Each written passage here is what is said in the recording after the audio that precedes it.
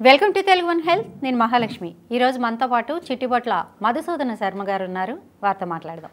నమస్తే సార్. నమస్తే.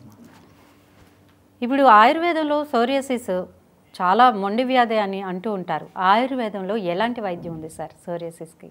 చాలా మంచి ప్రశ్నమా. చర్మ వ్యాధుల్లో అత్యంత ఎక్కువగా ఇబ్బంది పెట్టేటువంటి సర్వసాధారణటువంటి చర్మ వ్యాధి ఈ సోరియాసిస్ అమ్మా. ఈ సోరియాసిస్కి వయసుతో నిమిత్తం లేకుండా చిన్నపిల్లల నుంచి పెద్దల వరకు అందరికీ వస్తుంటుందమ్మా.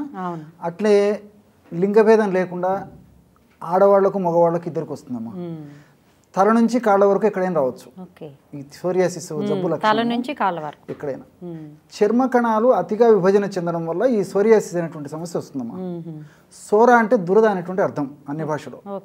దురద ప్రధానంగా ఈ యొక్క సమస్యలో ఉంటుంది కాబట్టి సోరియాసిస్ అనేటువంటి పేరుతో ఆధునిక వైద్యంలో ఆ పేరు స్థిరపడిపోయిందమ్మా.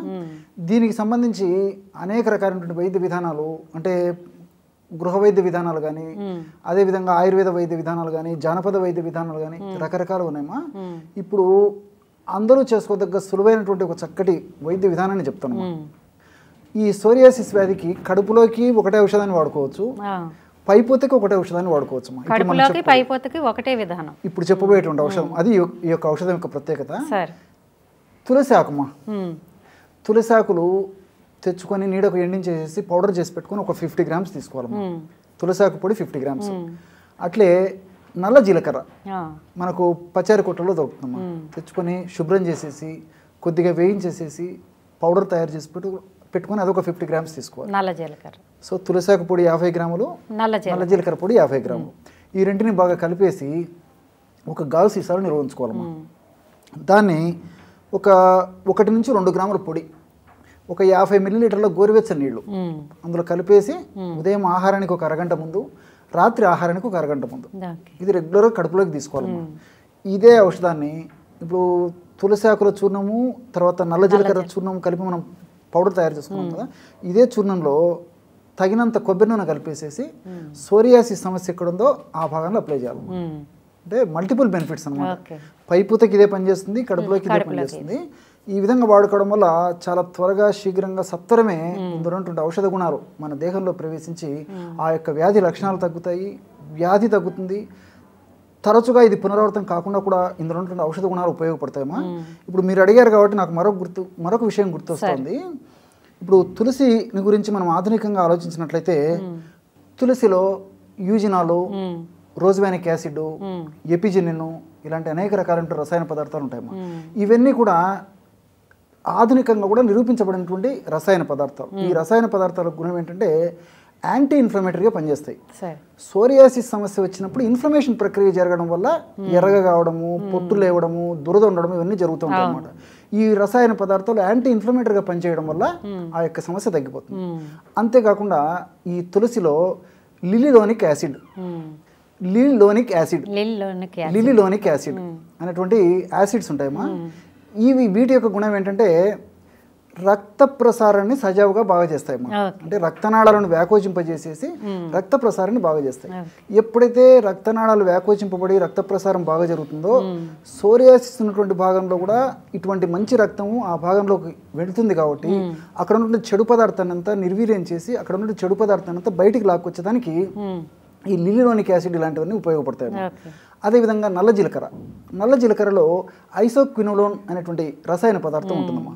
అదేవిధంగా పైరుగాల్ అనేటువంటి రసాయన పదార్థం ఉంటుంది. వీటితో పాటు పొటాషియము, ఫాస్ఫరస్, మెగ్నీషియము, కాల్షియము ఇలాంటివి అనేక రకాలైనటువంటి పోషకాంశాలు కూడా ఉంటాయి. ఇవన్నీ కూడా ప్రత్యక్షంగాను పరోక్షంగాను యాంటీ ఇన్ఫ్లమేటరీగా పనిచేస్తాయి, యాంటీ హిస్టమిన్గా అంటే దురదను తగ్గించేటువంటి పద్ధతిలో పనిచేసేటువంటి పరిస్థితి ఉంటుంది. వీటన్నిటికి తోడు ఈ యొక్క తులసిలో ఉన్నటువంటి పదార్థాలు, అదేవిధంగా ఈ నల్ల జీలకర్రలో ఉన్నటువంటి పదార్థాలు వ్యాధి నిరోధక శక్తిని కూడా పెంచేందుకు ఉపయోగపడతాయి. ఎప్పుడైతే వ్యాధి నిరోధక శక్తి పెరుగుతుందో అప్పుడు ఈ యొక్క సమస్య తరచుగా పునరావృతం కాకుండా ఉంటుంది. ఉన్నటువంటి సమస్య కూడా చాలా త్వరగా తగ్గిపోతుంది, ఆ యొక్క లక్షణాలు కూడా త్వరగా తగ్గిపోతాయి. కాబట్టి ఈ 2 ఔషధాలని ఈ పద్ధతిలో వాడుకోవడం వల్ల చాలా అద్భుతమైన ఫలితాలు కలుగుతాయి. రెండవది ఏంటంటే చాలా చౌక ధరకే మెండైనటువంటి ఫలితాన్ని పొందవచ్చు. దీని యొక్క ప్రత్యేకత ఇక్కడ మనం గమనించవలసింది ఏంటంటే ఈ తులసి ఆకు కూడా మనకు మార్కెట్లో చూర్ణం మంచిది దొరికేట్లయితే ఫ్రెష్గా తెచ్చుకొని వాడుకుంటే ఫలితాలు కలుగుతాయి. ఈ రోజుల్లో ఏమంటే వ్యాపారీత్యా తులసాకు చూర్ణం చేసి ఎప్పుడో తయారు చేసినది మనకు విక్రయిస్తుంటారు కాబట్టి అలాంటిది వాడితే కొంచెం ఇబ్బంది అవుతుంది. కానీ తాజాగా దొరికేటువంటి పరిస్థితి అయితే దొరుకుతున్నాయమ్మా. కొంచెం ప్రయత్నం కష్టే ఫలి, కొంచెం ప్రయత్నం చేస్తే మంచి తులసాకు పొడి దొరుకుతుంది. అలా వీలు కాకపోతే మనమే తులసాకులు తెచ్చుకొని నీడలో ఆరించేసేసి పౌడర్ తయారు చేసుకోవచ్చు. ఈ పద్ధతిలో తులసాకు పొడి తయారు చేసుకోవాలి. నల్ల జీలకర్ర అంటే చెప్పాను కదమ్మా, ఇదే పద్ధతిలో నల్ల జీలకర్ర పొడి తెచ్చుకొని శుభ్రం చేసేసి వేయించేసేసి పౌడర్ చేసి పెట్టుకొని 2 కలిపేసి వాడుకోవాలమ్మా. ఈ విధంగా 2 వాడుకోవడం వల్ల సోరియాసిస్లో చాలా అద్భుతమైన ఫలితాలు కలుగుతాయమ్మా. ఎంతో మంది వాడి చక్కటి ఫలితాన్ని పొందినటువంటి ఈ యొక్క వైద్య ఫార్ములాని మళ్ళీ మన ప్రేక్షకులకు ఇప్పుడు చెప్తున్నాం. అంటే అది తగ్గాక ఇవి మానేయవచ్చు. తగ్గిన తర్వాత కూడా కొన్నాళ్ళ పాటు వాడుకోవడం వల్ల మళ్ళీ పునరావృతం కాకుండా ఈ సోరియాసిస్ వ్యాధి లక్షణం ఏమంటే మళ్ళీ వస్తుంది. ముఖ్యంగా సీజన్లో ఒక్కొక్కసారి ఏమైతుంటే చలికాలం పెరగడము, అదేవిధంగా కొన్ని రకాలైనటువంటి ఆధునిక కృత్రిమ రసాయన ఔషధాలు వాడినప్పుడు ఈ సోరియాసిస్ ఉధృత అవుతుంటుంది. మానసిక ఒత్తిడి ఎక్కువ ఉన్నప్పుడు కూడా ఉధృత అవుతుంటుంది. అదేవిధంగా వీళ్ళకు సరిగ్గా టయానికి నిద్రపోకపోయినా, సరిగ్గా రెస్ట్ తీసుకోకపోయినా, టయానికి ఆహారం తీసుకోకపోయినా ఇలాంటి పరిస్థితుల వల్ల కూడా ఇది ఎక్కువ అవుతుంటుంది. ఇప్పుడు మనం ఇందులో తులసి ఉంది కాబట్టి మానసిక ఒత్తిడిని తగ్గించేటువంటి శక్తి ఉంది. అందుకే ఆధునికులు కూడా ఈ వ్యాధిని సైకోసొమాటిక్ వ్యాధి అనేటువంటి పేరుతో చెప్తారమ్మా. సైకో అంటే మనస్సు, సోమ అంటే శరీరము మనస్సుకు రెండుకి సంబంధించినటువంటి లక్షణాలు ఇది కలగజేస్తుంది. కాబట్టి మానసికమైనటువంటి ఇబ్బందులు ఉన్నప్పుడు ఈ లక్షణాలు మరీ ఉధృత రూపం దాలుస్తాయి. కాబట్టి ఆధునిక వైద్యులు కూడా సైకోసొమాటిక్ డిసీజ్ అనేటువంటి పేరుతో పిలుస్తారమ్మా. కాబట్టి ఇది సైకోసొమాటిక్ డిసీజ్ అనేటువంటి ఈ సోరియాసిస్కి ఇప్పుడు మనం చెప్పినటువంటి ఈ తులసి, అదేవిధంగా ఈ యొక్క నల్ల జీలకర్రతో కలిపి తయారు చేసుకున్నటువంటి చూర్ణము అద్భుతంగా పనిచేస్తుంది. రెండోది ఏంటంటే ఇప్పుడు పైపూత మందికి మనం ఔషధాన్ని కొనుక్కోవాలంటే కొంచెం ఖర్చుతో కూడినటువంటి, కడుపులోకి ఖర్చుతో కూడినటువంటి ఔషధాలు వాడుకోవాల్సి ఉంటుంది. అలాంటిది కాకుండా ఒకే మెడిసిన్ చాలా చౌక ధరకి అందరికీ అందుబాటు ఉండేటట్లు ఉన్నటువంటి పరిస్థితి ఉంటుంది. అందరికీ దొరుకుతుంది ఒకటి, తయారు చేసుకోవడం సులువు, వాడుకోవడం సులువు, ఫలితం కూడా చాలా సులువుగా వస్తుంది. కాబట్టి ఇలాంటివి అందరూ వాడుకొని చాలా చక్కటి ఫలితాలు పొందవచ్చు. Okay sir.